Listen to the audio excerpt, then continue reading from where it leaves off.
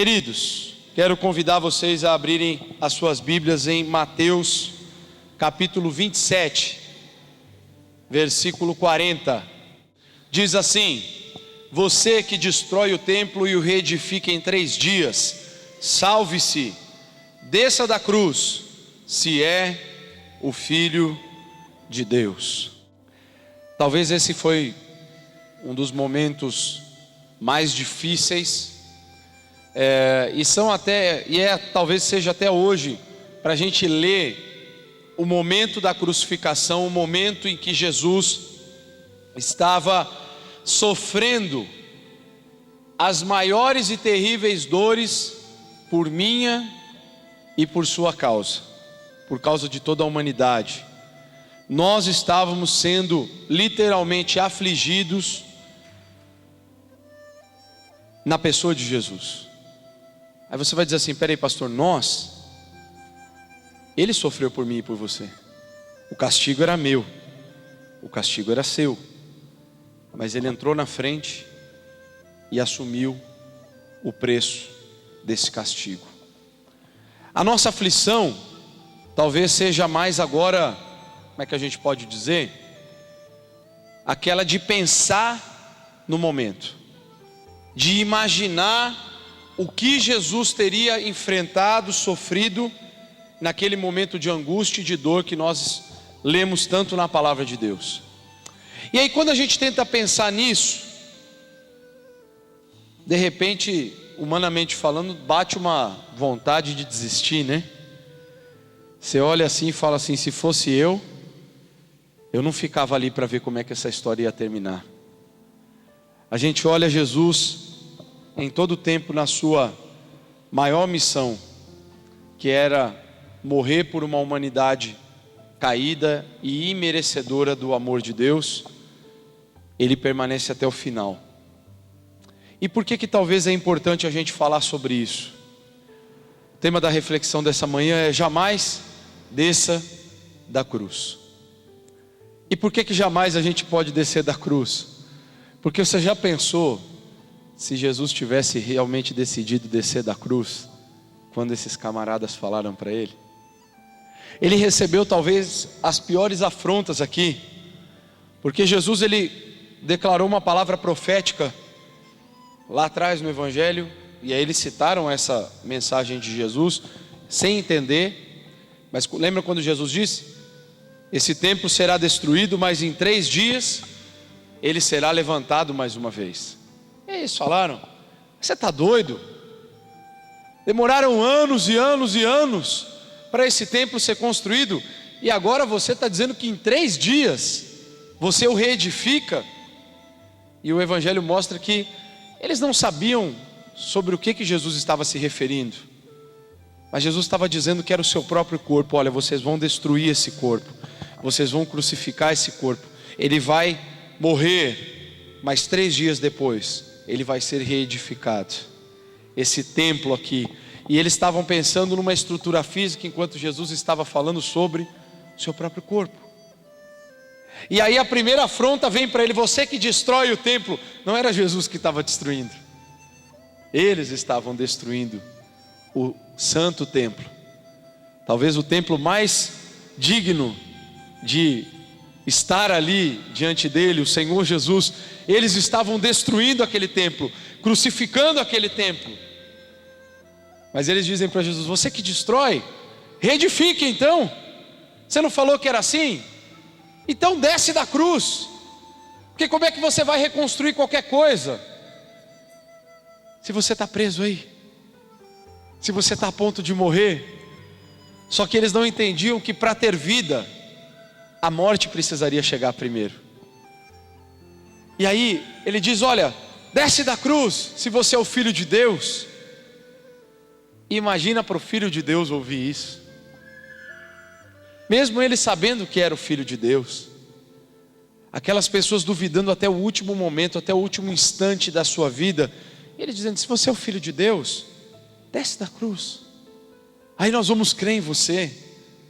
E Jesus, sabendo que não podia descer da cruz, porque descer da cruz significaria para Jesus uma derrota completa daquilo que Ele veio fazer por toda a humanidade. Agora você diz, pastor, então tá bom, foi Jesus que foi para a cruz, Ele morreu por mim e por cada ser humano lá na cruz, glória a Deus, está tudo bem, nós não precisamos mais. Só que agora Jesus disse algo interessante. Ele disse: aquele que quiser vir após mim, negue-se a si mesmo, tome a sua cruz e então me siga. Semana passada nós falamos que nós precisamos caminhar com Jesus, precisamos aprender a caminhar com Jesus. Agora, por que eu jamais posso descer da cruz? Porque para caminhar com Jesus, a minha cruz precisa estar bem clara. Eu não estou preso nela, mas eu preciso carregar a minha cruz. Ou seja, a vida cristã e compreender tudo um dia que Cristo fez por mim, precisa ser vivo na minha mente, para que eu jamais me desvie dos propósitos que Deus estabeleceu um dia para a minha vida. Em primeiro lugar, você jamais deve descer da cruz, porque descer da cruz significa nós abrirmos mão das promessas de Deus. Deus tem tanta coisa prometida e estabelecida para a tua vida, e às vezes você não se atenta a esse detalhe, às vezes você não se apercebe de que Deus tem coisa muito maior, Ele tem coisas muito maiores para realizar na tua vida do que você pensa. E eu trago aqui um texto como sugestão para você pensar nisso, Lucas 18, do 31 ao 33, que diz: e tomando consigo os 12, disse-lhes: eis que subimos a Jerusalém, e se cumprirá no Filho do Homem tudo o que os profetas escreveram, pois há de ser entregue aos gentios, e escarnecido, e injuriado, e cuspido, e havendo açoitado, o matarão, e ao terceiro dia ressuscitará. Jesus foi claro lá nos evangelhos para os 12, Ele falou claramente aos seus discípulos o que aconteceria com Ele. Aí você fala: pastor, o que esse texto tem a ver com abrirmos mão das promessas de Deus? Porque foram os profetas que disseram que isso teria que acontecer, que o Messias teria que ser morto e teria que ressuscitar ao terceiro dia. Não era novidade para Deus o que estava acontecendo. Jesus desde sempre tinha claro para Ele que Ele teria que ser morto numa cruz. Agora, por que eu não posso descer da cruz? Porque para mim está claro que passar por lutas ou aflições ou dificuldades nessa vida não se compara às promessas que Deus já estabeleceu para mim em Cristo. A primeira delas é a mais importante, o céu. Eu nunca posso começar das primeiras para chegar na última. Eu preciso começar da última, em cronologia, para entender as primeiras. Vou te dar um exemplo. Por que a maioria das pessoas não se atenta a tudo que Deus tem prometido e muitas vezes desanima no meio do caminho? Porque elas priorizam mais a terra do que o céu. Elas estão esperando mais pela terra, pela vida que nós vivemos aqui nessa terra, do que pela vida celestial. E esperar pelas primeiras promessas pode ser frustrante, porque você não sabe quando elas vão se cumprir, aonde e de que forma. Eu sei que Deus vai cumprir as promessas que Ele tem para a minha vida, mas eu não sei quando elas vão acontecer. Eu não sei em que momento da minha cronologia de vida elas vão se cumprir. A única certeza que eu tenho é que se Deus prometeu, Ele simplesmente cumpre. Agora, por que eu digo que é errado pensar a partir delas? Porque se eu não sei quando elas acontecem, como acontece, de que forma acontece e o que eu vou receber, eu vou sempre viver numa expectativa, sem poder compreender o propósito de Deus para a minha vida. Agora pensa comigo, se eu olhar para o fim, e do fim eu esquadrinhar tudo que precisa ser o meu hoje, é mais fácil. Charles Swindoll, um dos teólogos aí de algum tempo atrás, ele diz o seguinte: ainda que Deus não me desse mais nada nessa vida, eu seria já a pessoa mais grata do mundo, porque eu já recebi o maior presente, que foi a salvação e o perdão dos meus pecados. E o dia que eu li num livro dele essa frase, eu fiquei pensando, eu falei, mas esse cara é muito crente mesmo, não? Porque eu não sei se eu já cheguei à compreensão que esse camarada chegou a respeito do Evangelho. Ele diz que se nada de bom acontecer na vida dele a partir de Jesus, ele já é grato porque para ele o melhor já aconteceu, porque ele é alguém salvo. E essa frase ela é totalmente contra a qualquer pregação da teologia da prosperidade, né? Que você nasceu para reinar nessa terra, você é cabeça, não é cauda, você determina, você tem. E gente, isso não tem nada na Bíblia com esse contexto, não tem. Quando Deus fala, eu vos porei por cabeça e não por cauda, Ele está falando de outra coisa, não está falando de dinheiro. E é uma confusão que as pessoas fazem em pregações mais voltadas para a prosperidade. Se nada acontecer, eu ainda sou grato porque eu sou salvo. Agora a pergunta que a gente tem que fazer é, será que a gente pensa ou quer pensar desse jeito? Porque se eu não entender que o céu é a maior promessa e o mais importante que Deus já realizou na minha vida, tudo que eu vou viver a partir de então se torna sem sentido. Se o céu para mim e para você não for a maior prioridade, tudo que a gente vive na terra é mais importante. E aí dar mais importância para a terra do que para o céu anula a obra de Cristo na cruz. Em outras palavras, às vezes eu fico filosofando demais e nem eu me entendo depois. Quando você abre mão do que Deus te prometeu através de Jesus, você está abrindo mão de tudo. E aí viver a vida cristã perde o sentido de ser.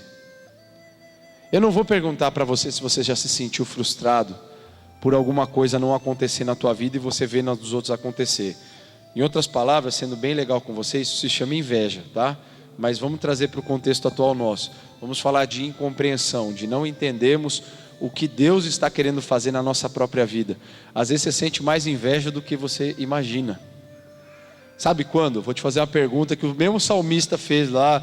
Os filhos de Asaf eram campeões de fazer essa pergunta. Senhor, por que prosperam os ímpios e nós estamos dessa forma? Senhor, por que o fulano prospera e eu não? Isso não é dúvida, isso é inveja. Porque você queria estar no lugar do outro. E você não precisa estar no lugar do outro, você precisa estar aonde Deus quer que você esteja. É diferente. Quando você está querendo estar na vida do outro, você está anulando tudo que Deus deseja fazer a partir da sua própria vida. Abrir mão das promessas de Deus significa você muitas vezes se anular em detrimento do que o outro vive. Você acha que a vida do outro é mais legal, mas você não sabe o que o outro já passou para viver o que ele está vivendo. Você muitas vezes só quer o bônus e não o ônus do que o outro vive. E isso não é correto. Você não pode descer da cruz, meu querido, porque alguém muito importante já morreu no seu lugar, lá naquele lugar. Desistir porque alguma coisa não aconteceu na tua vida hoje é muito pouco. Às vezes eu escuto pessoas dizendo assim para mim: pastor, eu desisti da fé, nada se cumpre na minha vida. Algumas pregações às vezes eu monto baseado na vida das pessoas, no que a gente ouve, as experiências que as pessoas vivem diante de uma verdade bíblica. E quantas vezes eu escuto: minha vida não tem mais sentido, pastor, nada que Deus me fala se cumpre. Agora, algumas perguntas precisam ser respondidas dentro dessa colocação. Será que foi Deus que falou? É a primeira. Porque se não se cumpre, tem duas vertentes. A primeira é que você tem até o último segundo da tua vida para Deus cumprir alguma coisa, porque você está vivo. Segundo, será que foi Ele que falou mesmo? Ou alguém muito bem intencionado tentou trazer uma palavra da parte de Deus para você e te dar um ânimo, e de repente você ficar esperando numa coisa que nunca se concretiza, nunca se cumpre, nunca acontece. Você tem que parar para avaliar. Às vezes você está esperando por coisas que Deus não te falou para esperar. E aí você se frustra, porque aí você cobra de Deus uma conta que Ele não se comprometeu em pagar para você. E aí você diz: Deus, por quê? Ele fala: não fui eu. Isso é você. Você está esperando. Eu contei para você já uma vez, um pastor chegou para mim uma vez e falou: irmão, conta tantos dias. Eu contei nos estudos sobre os dons espirituais, isso aqui na terça-feira. Tantos dias, e olha, irmãos, sabe aquele negócio de criança, de pegar o calendário e botar o X naquele dia? Eu falei: aquele é o dia de. E eu e a Márcia contamos aqueles dias. Não sei se ela lembra. Espera tantos dias e você vai ver o que Deus vai fazer. Meu irmão, foi uma espera, e eu não vi a hora. E quando chegou aquele dia, eu fiquei com essa cara aqui que vocês estão olhando aqui, cara de nada, porque não aconteceu nada. Aí as primeiras coisas que eu tentei responder para mim mesmo: se eu estava em pecado, se eu tinha feito alguma coisa errada, porque Deus tinha falado. Aí lá na frente, um momento de reflexão, Deus falou para mim: meu filho, não falei nada disso aí, cara. O cara só tentou te ajudar, mas eu não tive nada com isso. E aí eu tive que reconhecer que eu esperei à toa. E eu já era pastor, viu? Esse era o pior ainda, né? A gente é meio tonto de vez em quando, fica acreditando em umas coisas. E eu me dei mal. Ainda bem que eu aprendi com aquela lição. E eu falei: eu nunca mais me paro com data. Quando alguém me dá data, eu já fico ligeiro igual o Batman. Porque se der BO, eu não me frustro mais. Acontecendo, não acontecendo, o máximo que vai acontecer se Deus falou alguma coisa é acontecer. O mínimo é eu entender que Deus não falou nada e segue a vida como ela tem que seguir. Meu irmão, sai de neurose. Ah, mas Deus me prometeu, aleluia. Se Ele te prometeu, vai cumprir, pode ficar tranquilo. Ele não é homem para que minta, nem filho do homem para que se arrependa. Vai ter o outro lado: ai daquele que em meu nome disser algo que eu não falei, será apedrejado e morto no meio do arraial. Então te cuida. Se alguém falou um negócio para você e não foi de Deus, não digo que você deseja que a pessoa morra, porque você nem precisa desejar. Ela vai acertar com Deus.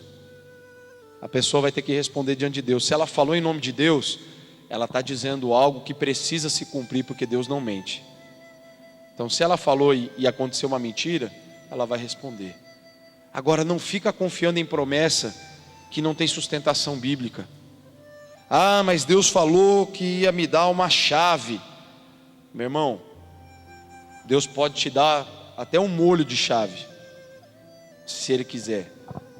Mas não fica confiando só nisso, porque se uma chave não cair na tua mão depois, você vai pensar que Deus não te ama.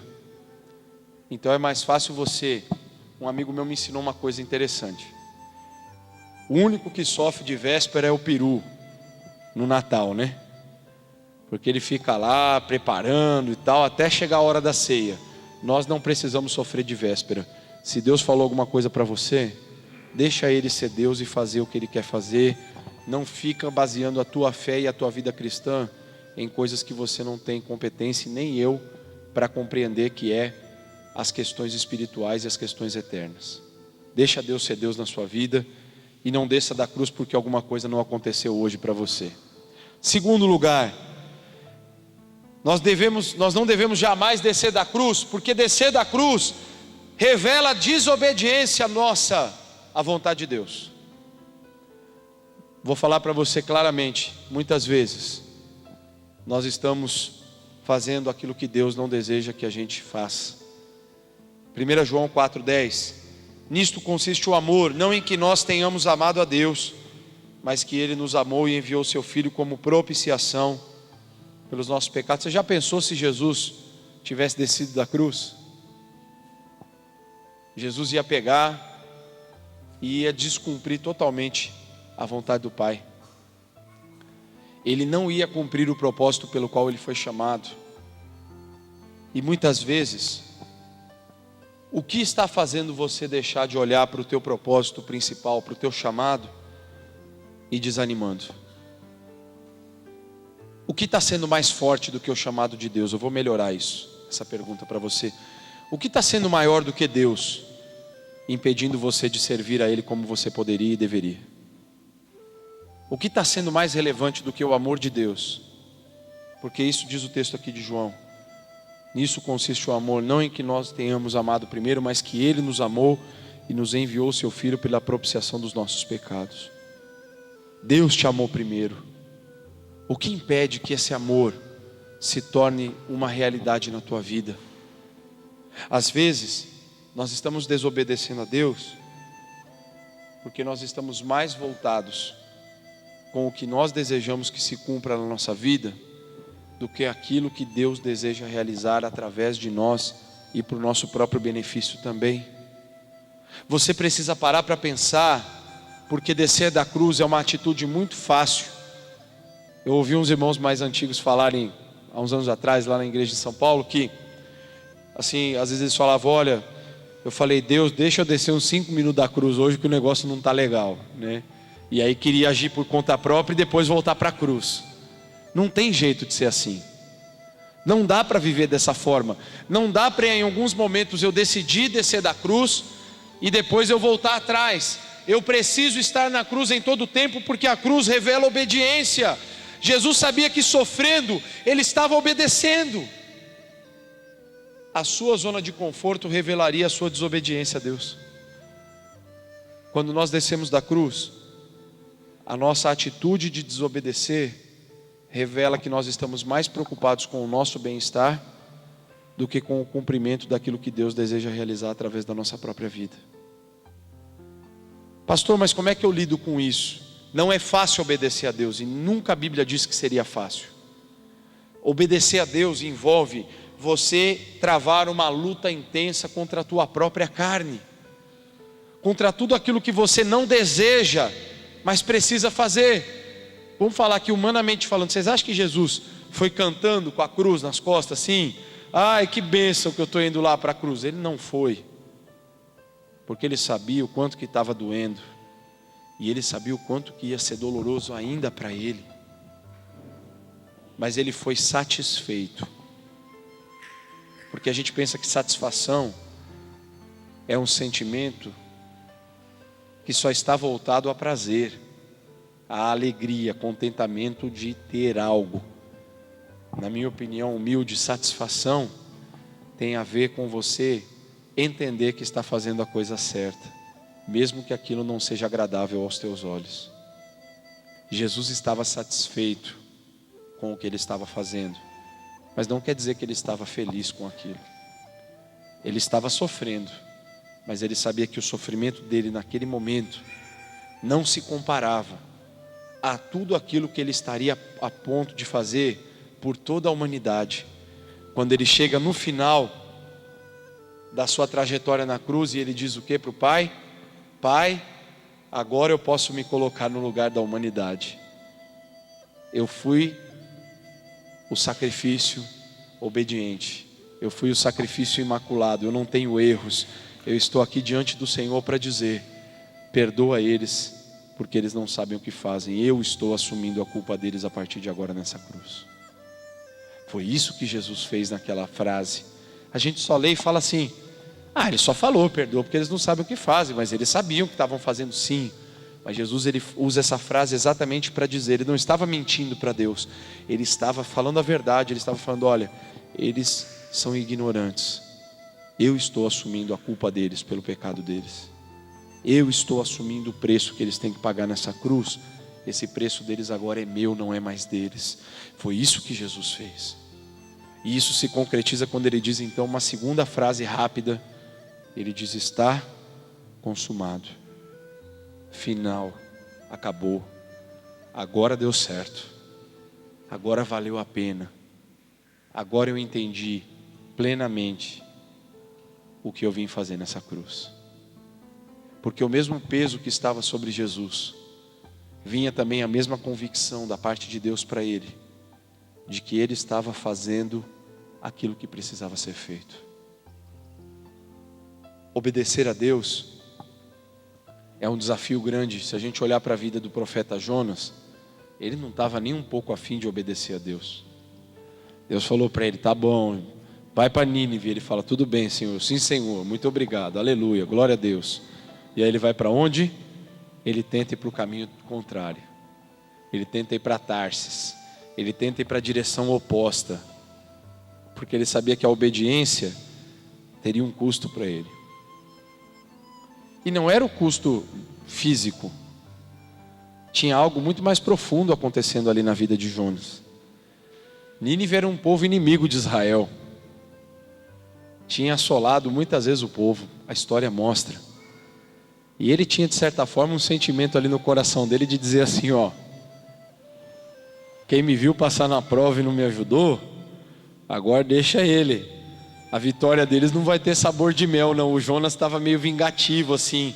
Ele estava meio carnalzinho, assim, no pensamento dele. Ele não estava muito preocupado com a salvação daquelas pessoas. Ele estava preocupado em se sentir vingado. Agora, um parênteses aqui de Jonas que eu acho que é interessante. Vocês sabem por que o povo creu? Muito profeta pentecostal, pastor pentecostal, pregador pentecostal, que diz que o povo creu, aleluia, porque quando viu aquele grande peixe vomitando e o profeta já saiu profetizando. Gente, do mar até Nínive eram 3 dias de caminhada, o povo não viu. Havia uma distância geográfica da cidade do mar, ninguém viu o peixe lá vomitando o profeta. Ou o peixe não era tão forte assim que ele deu uma gusparada no profeta e o profeta caiu já direto na árvore que amorteceu a queda e ele saiu profetizando. Gente, não foi isso que aconteceu. Só que havia um relato, e foi achado inclusive isso na arqueologia, uma inscrição na pedra, aonde o povo, naquela região, aonde o povo esperava um grande mensageiro de Deus, que seria engolido, que sairia da boca de um grande peixe. Mesmo na desobediência do teimoso do Jonas, Deus sabia que ele era o cara ideal para ir profetizar em Nínive. A gente pensa, mas então Deus fez ele ser desobediente. Não, ele sabia que ele era desobediente. Falava, eis aqui o cara ideal para fazer o que eu preciso. Porque os oráculos já diziam para aquele povo, vai sair o grande mensageiro de Deus da boca do peixe. Quem sai da boca do peixe e chega contando a história, talvez de um jeito bem difícil? Jonas. Deus tratou o coração de um desobediente e salvou toda uma nação, porque Ele amava a ambos. O preço da obediência foi alto para Jonas, porque ele teve que quebrar o coração dele. O problema de Jonas não era obedecer a Deus como profeta, era o tipo de obediência que ele precisava desenvolver a partir daquele momento da história dele. Porque Jonas estava preocupado com a destruição do povo. E ele diz isso no texto: eu sabia, Senhor, que se eu fosse pregar e o povo se convertesse, o Senhor não ia então exercer juízo sobre eles. Ele revela o caráter dele. Ele fala em outras palavras: Deus, eu queria que esse povo mais morresse, e o Senhor me trouxe aqui. Eu sabia que o Senhor ia me trazer para mudar a vida desse povo, eles iam se converter. O cara chateado porque o povo se converteu. A mesma coisa que um pregador vem, ele fala: alguém quer aceitar Jesus aqui? Irmãos, que pena, mais alguém quer Jesus aqui, né? E o cara está pregando Jesus. Jonas estava nessa. Jonas estava pregando uma mensagem de arrependimento, mas torcendo para o povo não se converter, porque Jonas tinha no coração dele algo muito sujo. Ele tinha ódio daquele povo. Ele queria ver aquele povo morrer. E na verdade, o que Deus queria tratar no coração dele era o seguinte: meu filho, eu vou salvar quem eu quiser e você tem que entender isso. Não é pela sua ira que eu vou condenar ou justificar as pessoas, é pelo meu amor e pela minha misericórdia. Então eu digo que obedecer não é fácil, porque normalmente Deus vai te pôr em várias frias, humanamente falando, porque Ele vai levar você a fazer o que você não deseja. Ele vai levar você a mostrar a mensagem da cruz para as pessoas que você fala assim: não, esse aí não merece nada, esse aí ele se vire com Deus. E Deus vai te colocar muitas vezes na parede e vai falar: meu filho, é com aquele ali que eu gostaria que você trabalhasse, porque ele precisa da minha ajuda. Terceiro aspecto, aonde se torna muito perigoso a gente descer da cruz. Descer da cruz pode abrir as portas para os enganos do diabo na nossa vida. Quando você não está na cruz, você está vulnerável. Quando você não toma a sua cruz e você não segue Jesus, você está extremamente vulnerável em vários aspectos. E aí, o maior texto que revela isso, o texto da tentação, Mateus capítulo 4, versículos 6 e 7, diz o quê? Se és o Filho de Deus, joga-te daqui para baixo, pois está escrito: Ele dará ordens aos seus anjos ao seu respeito, e com as mãos o segurarão para que você não tropece em alguma pedra. Jesus lhe respondeu: também está escrito: não ponha à prova o Senhor, o seu Deus. Quando você não está na cruz, até a Bíblia se torna um instrumento de distorção para o teu coração. O diabo não veio com nada diferente que não fosse a própria palavra de Deus para o coração de Jesus. O diabo citou um texto bíblico, ele citou a Escritura. Falou: está escrito, se é o Filho de Deus, se joga, porque está escrito: Ele dará ordens aos seus anjos ao teu respeito. Era uma promessa lá atrás messiânica. O diabo é sujo, ele estava usando uma palavra messiânica para confundir o coração de Jesus, ou para tentar confundir o coração de Jesus, dizendo: oh, você não é o Messias? Você não está resolvido com isso? Então está escrito ao teu respeito, Jesus. Vai lá, cara, se joga para a galera, que os anjos te pegam. Só que Jesus, ele citou uma outra coisa muito importante que estava escrito na Bíblia também, nas Escrituras Sagradas: não coloque à prova o Senhor teu Deus. Jesus estava dizendo: diabo, eu não estou aqui para querer provar que eu sou Deus, ou para mostrar para você que eu sou o Messias. Sabe por que Jesus estava tão resolvido? Porque ele sabia que o alvo dele era a cruz. Jesus nunca se desviou do seu alvo principal. O diabo estava usando também as mesmas expressões na boca daqueles mestres da lei, daqueles fariseus ali na cruz. O que eles falaram? Se você é o Filho de Deus, desce. Salvou a tantos, ressuscitou mortos e não é capaz de salvar a si mesmo. Eles estavam fazendo a mesma coisa que o diabo estava fazendo ali em Mateus 4 com ele. Mas Jesus estava muito convicto de tudo que ele precisava. Ele estava dizendo: olha, a minha comida é fazer a vontade daquele que me enviou. A minha comida é fazer a vontade do meu Pai. O meu alimento, a minha estrutura, ela não está baseada em questões humanas, mas ela está totalmente fundamentada naquilo que Deus projetou para mim. E Jesus sabia: olha, o que eu vim para fazer aqui é viver nesse mundo, resistir às tentações, vencer ao mal, fazer o bem, proclamar o reino de Deus, treinar pessoas e depois morrer por toda a humanidade. Para Jesus a missão dele estava clara. O problema é que para os 12 e para nós, isso nunca está muito claro.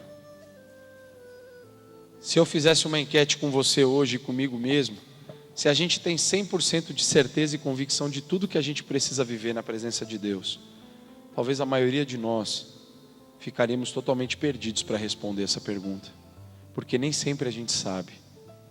Às vezes nós estamos preocupados e voltados com muitas coisas, e é aí que o engano do diabo entra, quando ele começa a dizer: não, olha, você precisa ser feliz.